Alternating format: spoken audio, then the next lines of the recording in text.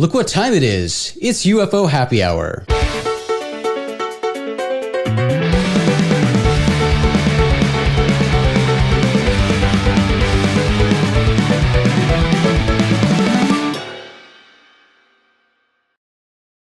Welcome to the bar, friends. This is our very first episode of our brand new show, UFO Happy Hour.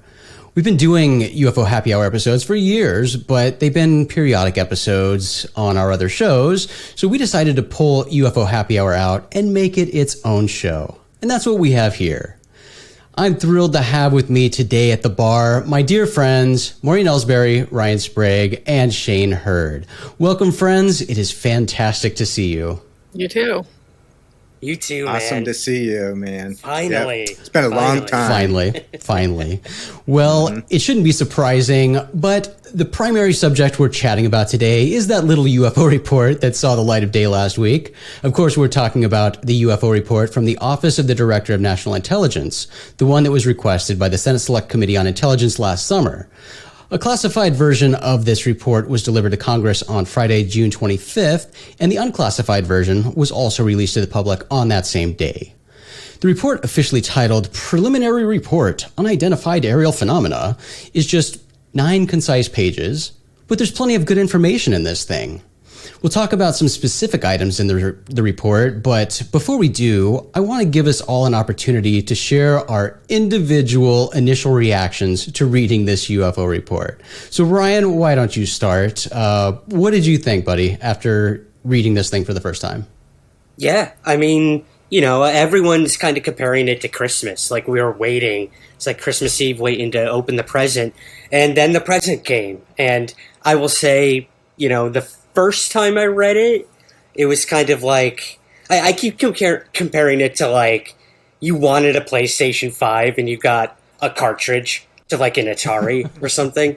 And the first time I read it, I was like, okay. One was a cover page, one was an appendix, so really it was like 7 pages of material. But initial reactions, I felt pretty deflated and let down, and I'm sure we'll get into, you know, upon reading it a second or third or fourth time, you start to really find some nuggets in there. And I'll say right now, at least, fast forward, I feel pretty damn good about it. I thought there was some good stuff in there. So yeah, at first, you know, Atari cartridge, but now I'm at like maybe a Super Nintendo, Sega Genesis maybe.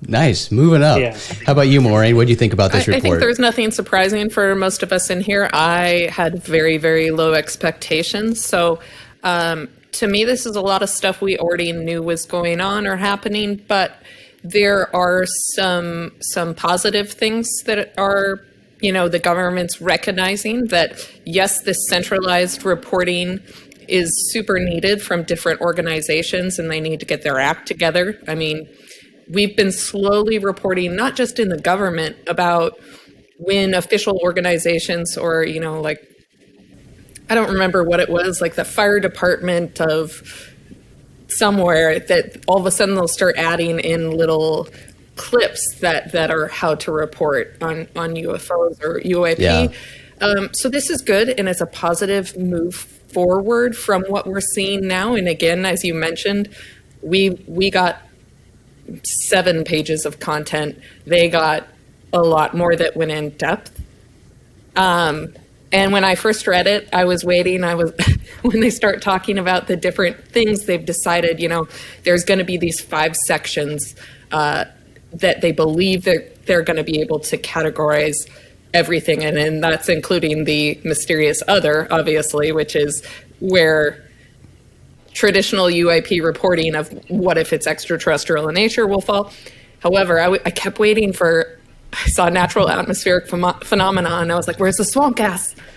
And instead I got right. Ice crystals. So so it's good. And, you know, I went in with super low expectations. So like Ryan said, there are some little nuggets in there. I think one of the most exciting things is they're realizing, hey, we can use machine learning and AI to our benefit to try to begin to learn and categorize about reports and understand what's happening. And I think by you know how crazy machine learning and AI is, that we may be able to come up with some sort of graph that helps us learn and explain what some of these objects might be. Yeah, very cool. How about you, Shane? What were your initial thoughts or reactions to reading this report? Yeah, I think it's, what we all expected it to be. It was, fairly political. It had a little bit of technical to it. It was really written in a way, I think, for the public to consume it, as well as for political leaders to consume that, even the public version. And I was actually thrilled in that I had the scary thought, a la Blue Book, that they would come out and pull the rug out from under us and say, we've identified all of this, it's ours, it's blah, blah, blah. I half expected that. So I'm pretty pleased that with what they presented, it was really about, setting up an institutionalized effort to, investigate and analyze and report and do all those things, which is great. I felt like it was written in a way that they were doing exactly what the bill asked them to do, no more, no less. It just seemed very carefully done, which, that's reasonable, fair enough. But I too thought there were a lot of things in there that were of value, and it was one of those documents where I felt like there was as much said between the lines than what was actually stated. And so I think we should be fairly pleased with it. It was light on technical. I was really confounded in the fact that they didn't really provide any case data. The only reference to cases was, we looked at this body between 2004 and 2021, and one case was a balloon. Okay. When I read that at first, I'm like, oh no. And then the other thing that bothers me, and we'll talk more about it later, is that other category, and I'll tell you why from a IT perspective. But overall, I'm pleased with it. It's a good first step. I think it's a baby step. And boy, I would love to see the classified version, because hopefully, I hope that they provided real data in there that will paint the correct picture for the decision makers, those in Congress, et cetera. Absolutely, and I agree with all of your reactions. That's basically how I reacted as well reading this. Will say I went in with low expectations and came out very. It surprised myself, but pleasantly surprised. It was certainly not what I was expecting at all. A lot of good things in here. Certainly a lot missing, as you pointed out, Shane. But let's go through some of the notable things in this report. And I do like how you mentioned that it seemed like it was it's not technical at all, written for the public, and that is very clear. Certainly by the fact that they published this thing to the public on the same day it was released. The same day they sent it to Congress. That was surprising to me, because again, there was a lot of hype and a lot of expectations built up with no foundation, no basis for assuming this was going to be released to the public, because all it said was there should be an unclassified version of this report. That doesn't mean public. We know that, but it was released and published to the public that exact same day. So I think it was written for the public. Interesting point number one. The data gatherers cast a very much wider net than was asked for by the report, which was one of my very big problem points with the report request. It just asked for basically Navy data and FBI data, which, if you really want to look at the whole picture of UFOs and try to figure this thing out, that's not really doing it. It's not going to get you very far. But for this report, the Navy and FBI data was there, sure, plus Army, Air Force, NSA, DARPA, the FAA, and many more agencies. So that was great to see. But still, with this added data, the focus really still was only on 144 recent military sightings. So still a long way to go, but with that large data pool, I don't know about you guys, but that was a very pleasant surprise. I was just going to say, one thing, there were all these different agencies, and I 100% understand why it's more limited to situations of like trained aviation pilots and things like that, or out there. But I really would like this to include the NPS too. I mean, national parks are a source of high strangeness, that we know that there's a lot of unidentified objects that people spot out there, and that's a government organization. I would like to see data from that as well, and a few others. I'm not saying that that's not necessarily something they've considered, but it was notable to me missing. Interesting. Right. Yeah, I think too, the two that I really wanted to hear from that weren't in there were NASA and the DOE. Like, we hear that a lot of these things are, sent to the DOE when it comes to nuclear incidents with incursions over nuclear installations. So I wasn't surprised it wasn't there, because they don't really answer to anyone apparently. But I was hoping that there would be some sort of integration with NASA, which maybe we'll get in the future. I don't know, but I think they need to be briefed on these things. It's their job to know what's in our skies and what's going on our planet. So I think, while I was surprised DARPA was there, I was let down that the DOE or NASA. Yours are much more logical but than again, mine. They had 6 months. Yeah. No, I really like yours, Maureen. That's yours something was that good. people don't bring up. Yeah, I never would have thought that's that. Guys, interesting. I didn't think of NASA, though. Interesting take.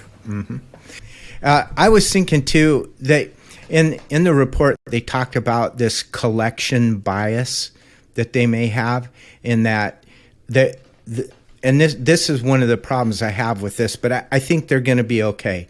And that is, they say, hey, look, we can only work with the data we got. And they're complaining on the one hand, we don't really have the data. Our sensors aren't calibrated for this, and we don't have the staff and blah, blah, blah. That to me was political pitch for money to create a program, which is fine. And that's what they need to do. But on the one hand, they're complaining about that. Then they're saying, and there's collection bias. Well, I'm sorry, but you make it sound like only UFOs are in military training. We'll certainly talk about that more soon. And I'll say MUFON, for example. Yeah, 5,000. We get 5,000 cases a year in non-military settings. So if you want some more data to help, you get your footing, maybe you can go to NARCAP. Maybe you can go to MUFON or whatever source, but.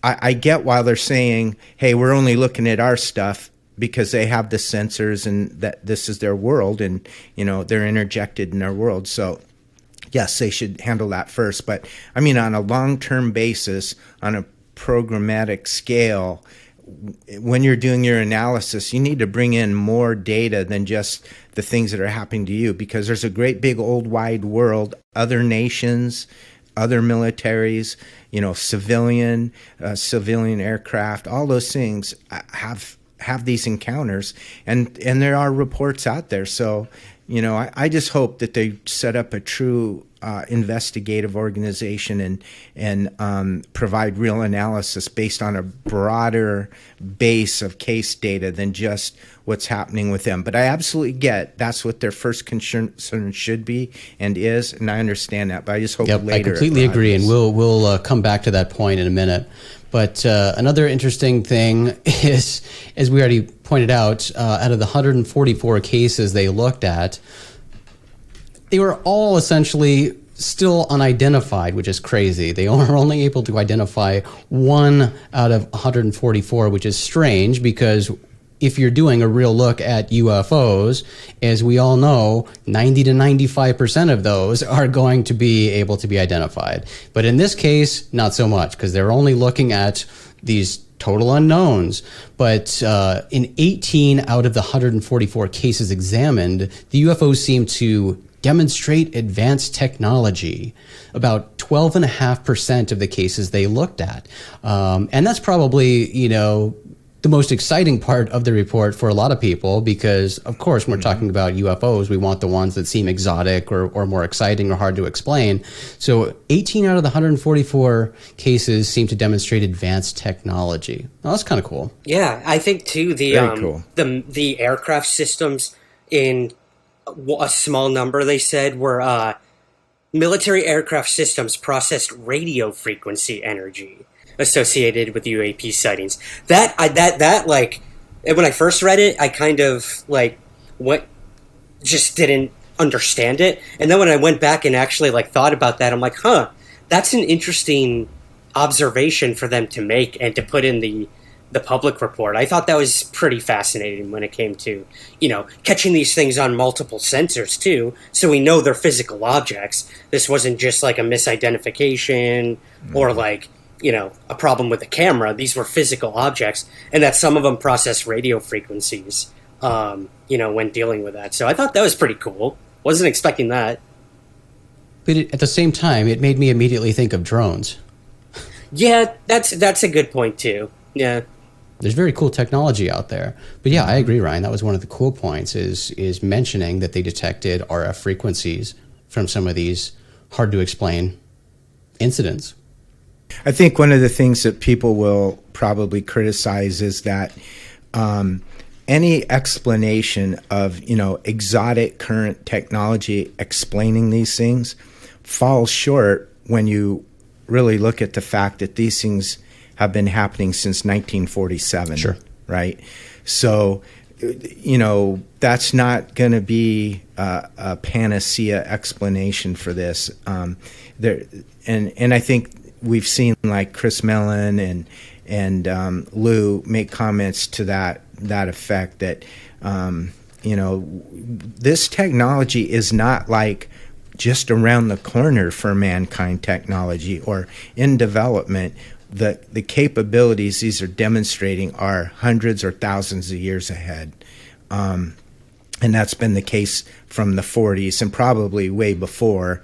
We just don't have that documented. So I know a lot of people out there really thinking this is ours or theirs type of thing. But, when you start looking at the case data and these capabilities and all of this, that's not enough of an explanation. Might explain some, but certainly not all. And of course, with any case, with any of this, our discussions are based on extremely limited information. Even the data we have is limited. Yes. And, with some of these cases where grand claims are made, though those grand claims are based off of, systems that, while it doesn't happen often, they are fallible.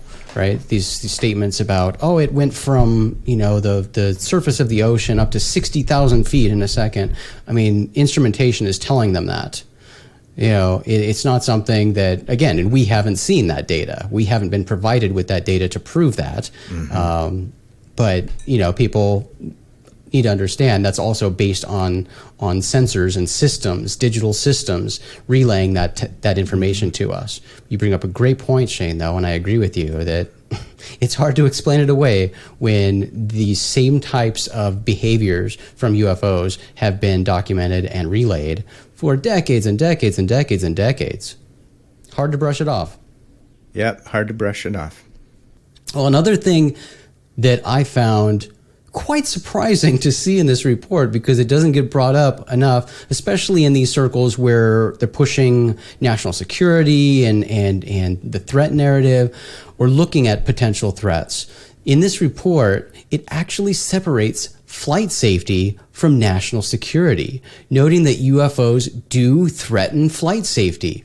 I loved seeing that. That was one of my favorite parts because we don't hear enough about that. Yeah, it's great to talk about this nebulous national security thing, but flight safety, that's one of the biggest things because both military and commercial and private pilots encounter UFOs in the sky all the time. They're near misses all the time.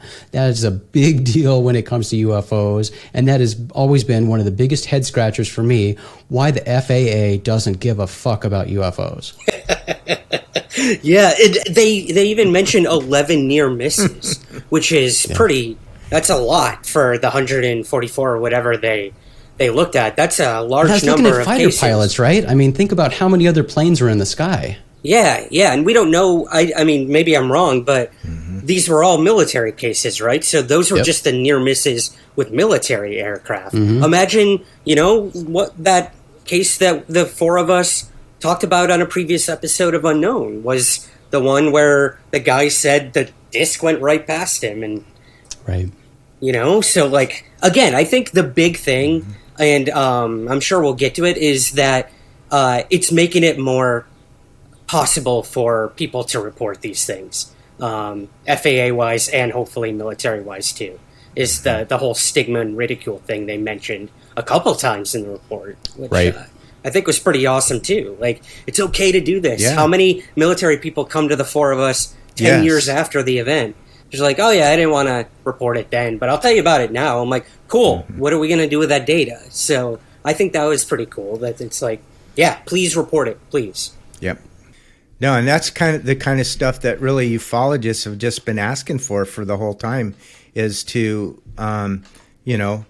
be open and transparent with this, take it serious. And, the fact that they're doing that now is really satisfying. And I mean, we're not asking for much more than that, really. When you think about it, it's just take it serious, do your job, and let us know, because this affects everybody. Like you said, just commercial air traffic. I mean, my gosh, how many planes are in the air at any given time? Thousands, right? So, I mean, that's super serious. So I am pleased the way this is headed, unless they do some kind of turnaround. But yeah, we're not predicting the future or looking ahead to the many problematic things that are sure to come. Just looking at this report alone, I agree with you, Shane. I do. So another thing we learned in this report, just kind of dropped in there subtly, is that the UAP task force has long-term goals, right? So they dropped that they had this long-term goal to widen the scope of its work to include additional UAP events documented by a broader swath. That's good, right? We just talked about that. We need to get broader and stop looking at this from such a narrow lens, but a broader swath of USG personnel and technical systems in its analysis. So still keeping the focus on military, but anyway, they've got long-term goals.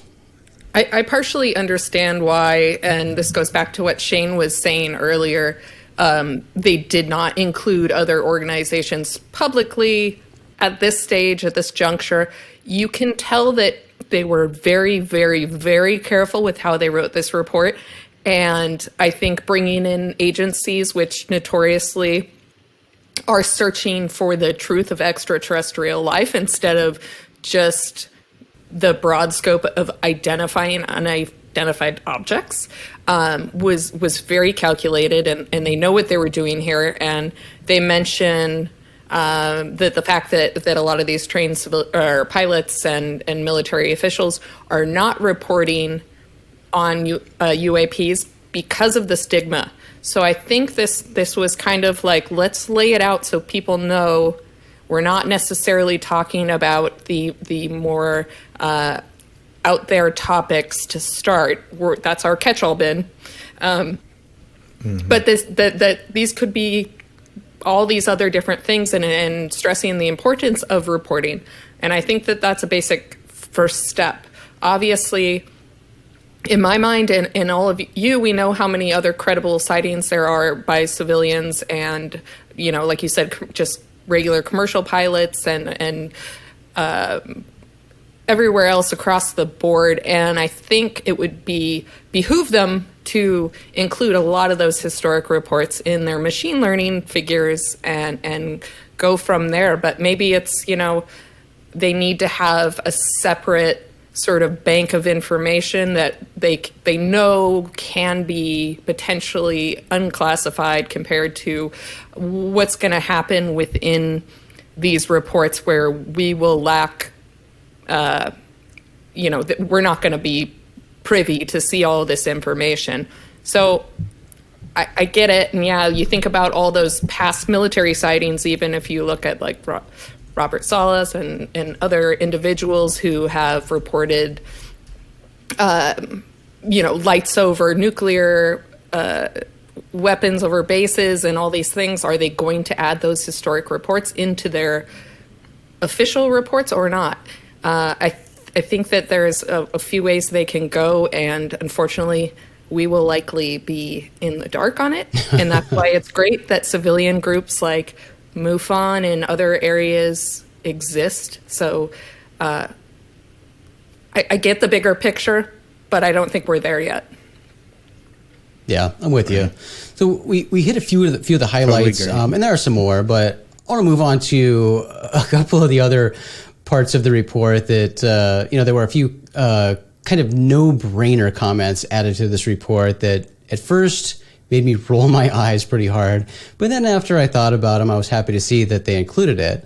One of those was, you mentioned it before, but the limited amount of high-quality reporting on unidentified aerial phenomena hampers our ability to draw firm conclusions about the nature or intent of UAP. Really? Welcome to UFOs, right? I mean, that is UFO research in a nutshell right there. Like, you're not going to have the data you want. You're not going to have high quality data, and you're not going to be able to draw firm conclusions about nature or intent of most UFOs. So that was kind of funny. Yeah. Another one, in a limited number of incidents, UAP reportedly appeared to exhibit unusual flight characteristics. These observations could be the result of sensor errors, spoofing, or observer misinterpretations and require additional rigorous analysis. Again, really? Of course you're going to get that in UFO sightings.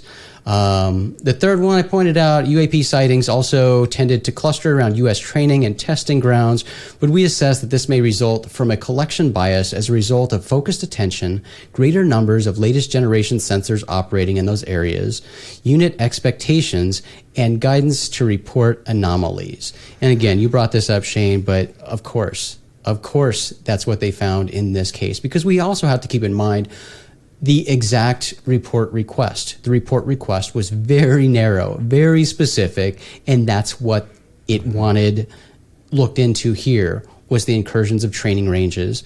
And of course, that was the focus of this report, of the data gathered. Naturally, that's what it's going to seem like. There are sightings clustered around here, but for anybody who wants to look at a broader set of data, Cheryl Costa, man, you really gotta check out what Cheryl Costa does. She and her wife Linda do amazing work. They're doing even more work with their new book. If you like statistics and data associated with UFOs, you're not going to find a better source than the work that they do. Mm-hmm. So, they would be a great resource for the government to tap if they get down to looking at the broader picture. But just one more eye roll point I'll point out is that when they said, if and when individual UAP incidents are resolved, they will fall into one of 5 potential explanatory categories: airborne clutter, natural atmospheric phenomena, USG or industrial development programs, foreign adversary systems, and a catch-all other bin, like we already mentioned.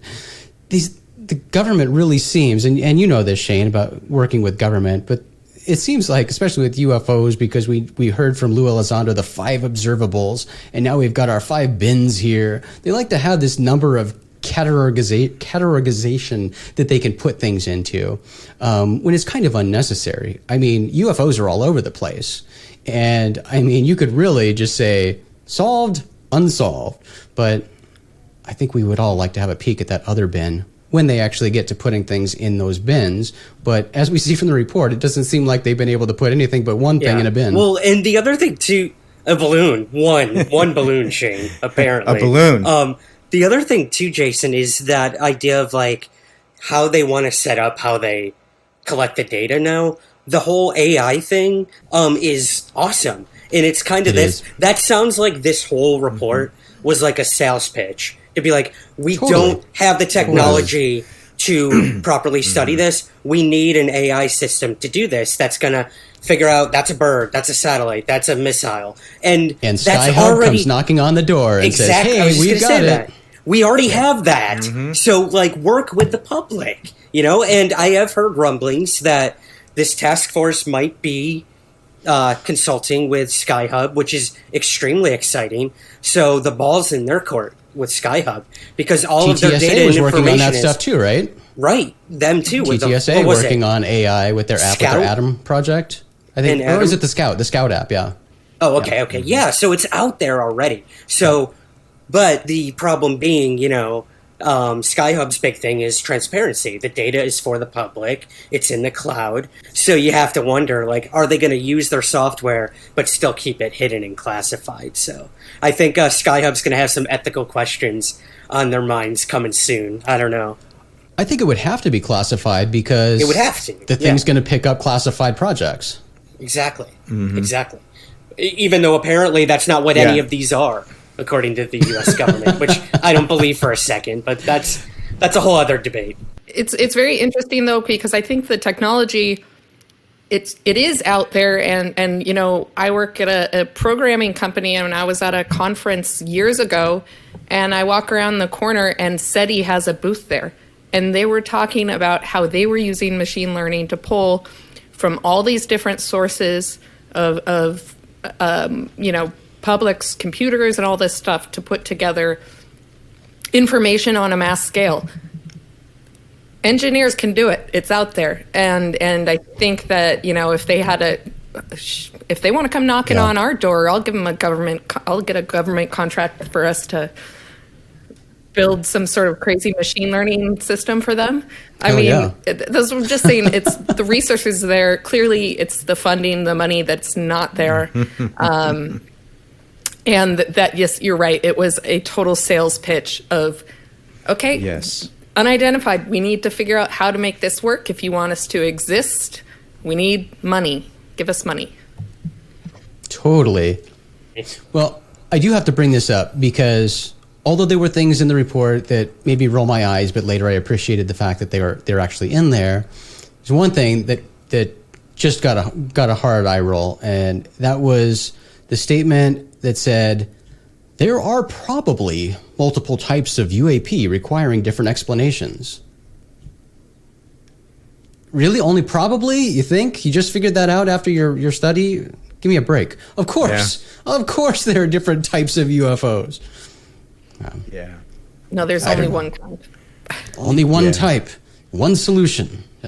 Yeah. No, that's the problem with grouping all these strange UFOs into one giant pile when other bin, you know, they're not all the same. They're pretty much all different. So again, problem with the UFOs. They're kind of hard. They made the them biggest snowflakes statement. Like snowflakes, Ryan. I like that. That's beautiful. Thank you. I made that up myself. It's never been said before in the history of man. So. I feel like, you know, if Jeremy Corbell were here, he would have a more eloquent way of saying that, like a blizzard of snowflakes or something. Like, I don't know. Weaponize your snowflakes. Weaponize your snowflakes. We love you, Jeremy. We love you. No, he has a way with words, man. All right. So the biggest question I have after reading this report is when they were talking about that one balloon they were able to identify, do you think they were talking about the Batman balloon? Batman balloon. It has to be. I hope it was Batman. Oh, really? See, I thought it was the Omaha video.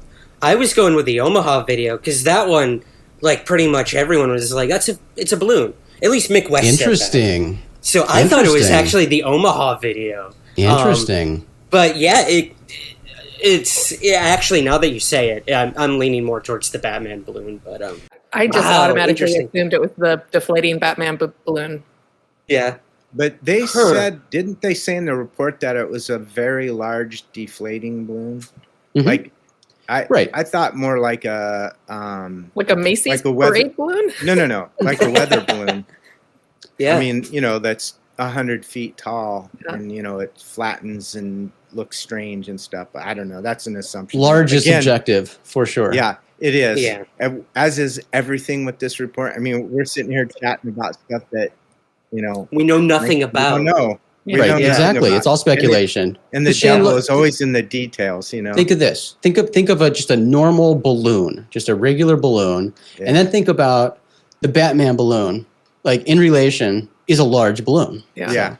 I mean, but can't they? So now that they've identified it and it's a balloon, it seems like they should be able to give us more information. Yes, they should, right? The balloon spotted by this person. This is how we came to the conclusion that it was a deflating balloon.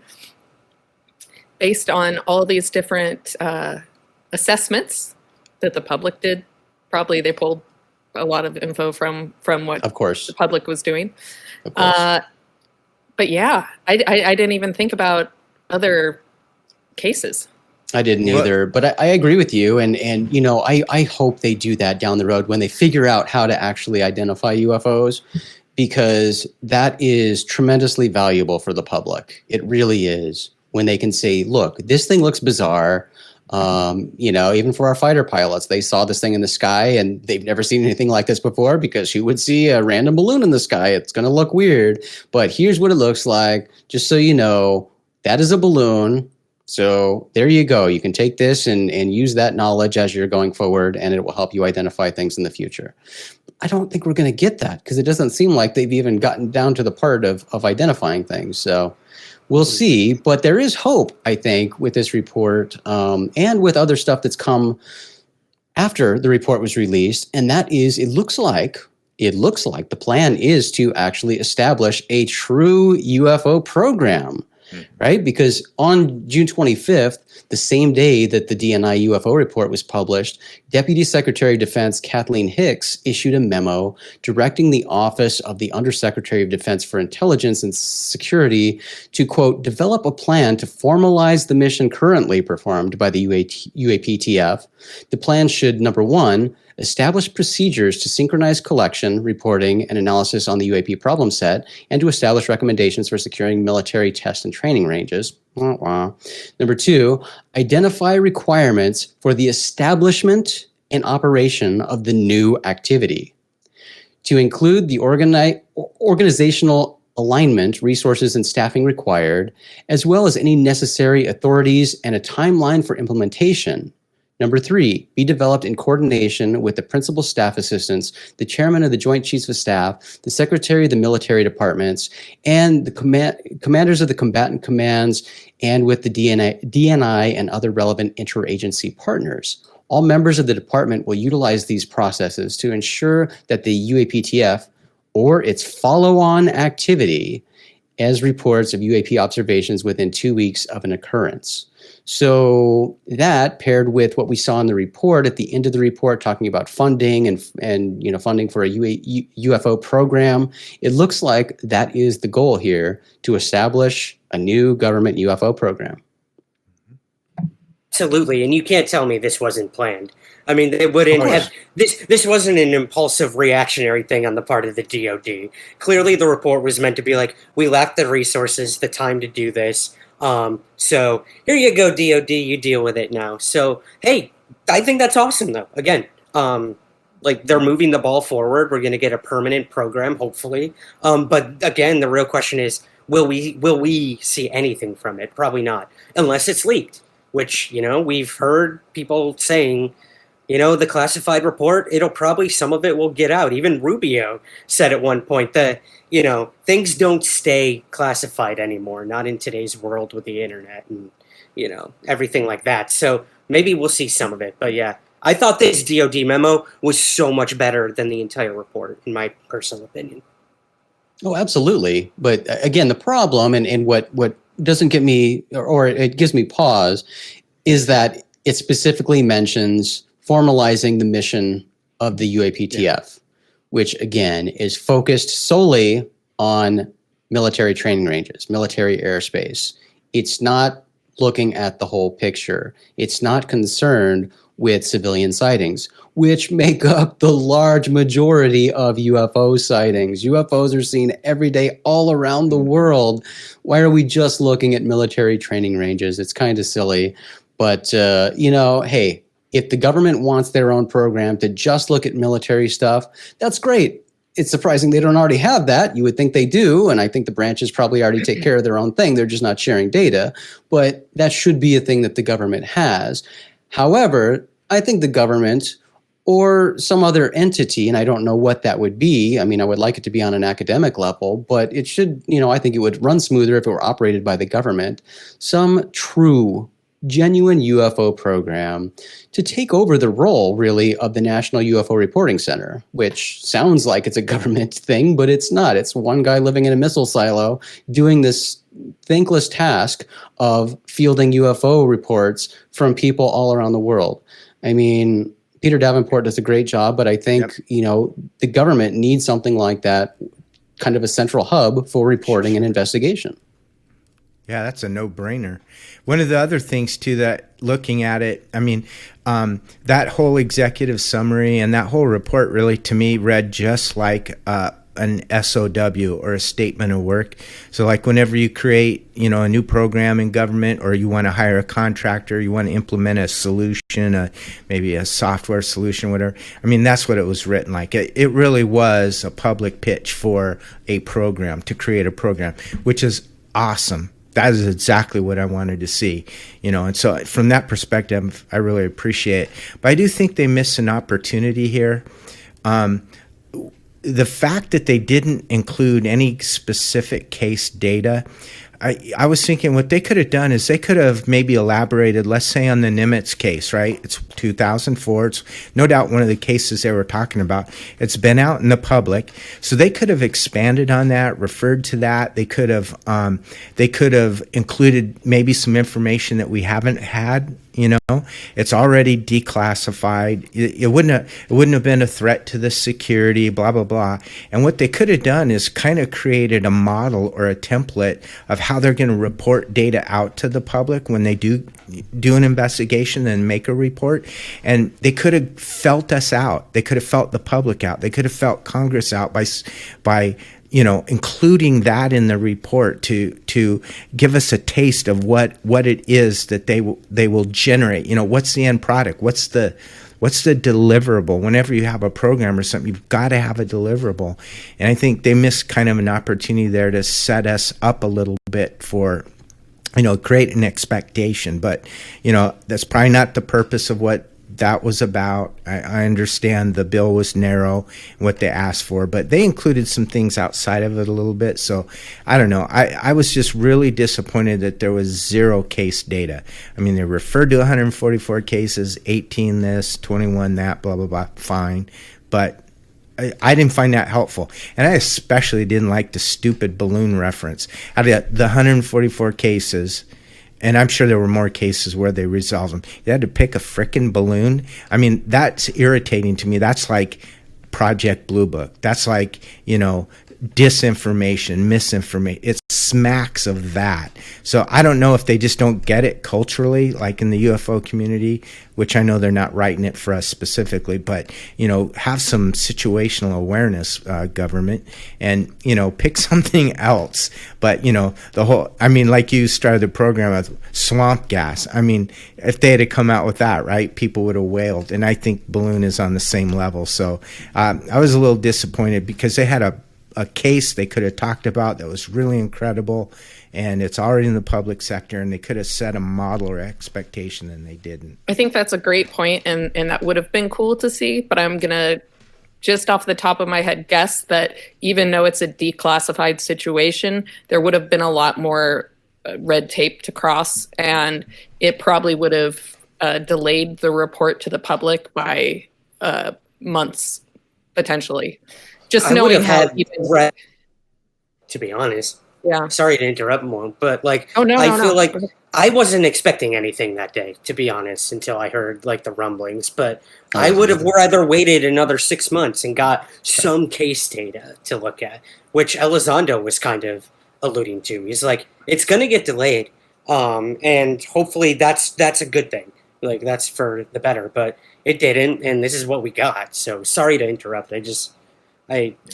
Yeah.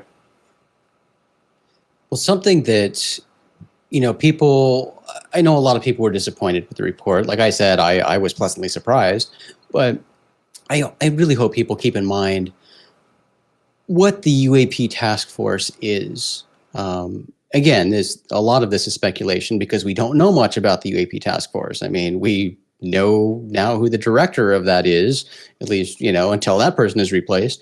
But understand that, again, a task force is a temporary thing. It's established for a specific purpose. This isn't something where they went out and hired people to put them in here and do this thorough, awesome job, and that was the only job they had. It's like if you work at any business and they're all, well, we need a committee to plan a party, or we need a committee to plan a conference we're doing. It's people you already have on your existing staff, and they still are responsible for performing their job that they were hired to do, plus this extra committee work that they signed up to do. That's what we have here. We have people who have a job that they have to do, but they're also taking on additional responsibilities. They're people who are performing, I imagine, an impossible job of going to these different agencies and saying, hi, would you please give us all of your UFO information? And those people are saying, fuck off. I mean, I'm sure that's what happened lots of times, and that probably is responsible for at least one of the IG investigations that's apparently ongoing, or evaluations. Because, again, UFOs, it's a big problem with UFOs, and I don't think it's one that a hurdle will ever, be able to jump. And that's because the nature of classified projects, the nature of government and military and secret programs and all of this stuff that's happening that most people in the government aren't going to know about. And certainly the agencies working on these things aren't going to volunteer that information. And even if they're forced to, it's probably not coming out because they don't have to. They're going to do what they're going to do. I always bring up the U2, and I know UFO people don't like to hear that, but the U2 project is a very important thing for UFO history and for present things we're seeing right now to understand. There was a very, very, very, very, very, very small group of people who even knew that project existed. Not that it was in development or, being researched. When it was actually flying missions, only a small group knew that it even existed. And it took one crashing in Russia for it to be revealed. I mean, people in the Senate, in these intelligence committees, they didn't even know that the U2 was a thing. So that stuff happens. That's how military and government works. And it's always going to be that way. I mean, I'm trying not to be pessimistic. I think that's realistic because we know that's how government works. So there's going to be a lot of that. But I applaud their effort, and I do think it's very important if they really want to try to get to the bottom of UFOs or try to at least identify some here and there, because that's really all you can do with UFOs. They really need to come up with a better way of sharing data, and that really is the focus here. And I think they're hopefully getting to a point where they can have a conversation about it and try to make something happen. Totes. Baby steps.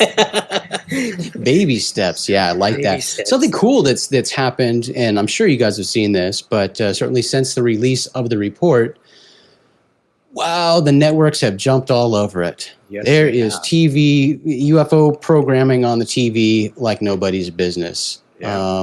I mean, as we're recording this, I think there's a 3-hour special happening right now on Discovery and other networks. It's crazy. It's fun. I love it. Fun. I'm trying to watch as much as I can, but I will drop this little self promo here that I've hinted at but haven't publicly acknowledged. But this Friday, what would that be? That would be July 2nd. A new show about Roswell is premiering. And I know lots of people like to roll their eyes and go, oh, more Roswell, give it a rest. But there is a new television show about Roswell. And I happen to be on that television show. It's called Roswell, The Final Verdict. I certainly haven't seen the show. I don't know how good it's going to be. But I will say this. What drew me to this project was something that we have talked about on this episode a few times. And that is artificial intelligence. That's a cool approach that this show is taking. They're applying artificial intelligence to witness testimony related to the Roswell incident, assessing based on video footage and things like that, whether or not we get an indication of these people being deceptive or truthful. And so it's kind of cool, and I can't wait to see the show and how it comes out in determining, some of this key witness testimony that we've all relied on for so many years for the Roswell incident, to see what the AI technology indicates, if these people were being truthful or deceptive. So that should be kind of fun. So yeah, the first 3 episodes drop on Discovery Plus on Friday, and then I think they're rolling 1 episode every week after that, and there's a total of 6 episodes. So lots of familiar faces from the UFO community will be on that show. I know Ben Hansen's on there, Nick Pope's on there, of course. UFO Jane, several people are going to be on that show, so it should be pretty fun. I'm both terrified and excited to see it. I've seen it. I know. You can't spoil it, Ryan. You can't. I Spoil won't. it. All I will say is it's a new approach, and I thought it was really interesting. And some of their conclusions surprised me. That's all I'll say. It's well done. I highly suggest people check it out for sure. Awesome. Look, I mean, this group of people right here, we're fans of Roswell. I mean, Roswell, I will never be tired of Roswell. I will always be a Roswell fan. You can't just brush Roswell aside. And to that end, I mean, not going to fully detail what we're doing, but this team right here, the Rogue Planeteers, the team from Rogue Planet, is going to do a little deep dive into Roswell next year in 2022. There's going to be a lot of Roswell stuff coming from us, so we'll tease that more as that approaches.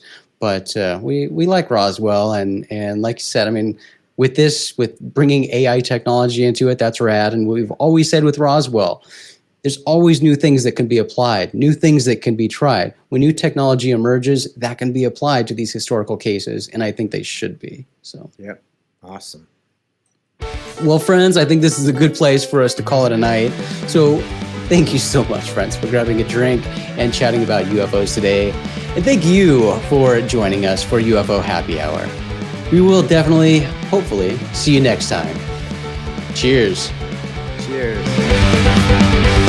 Love your bottle, Ryan.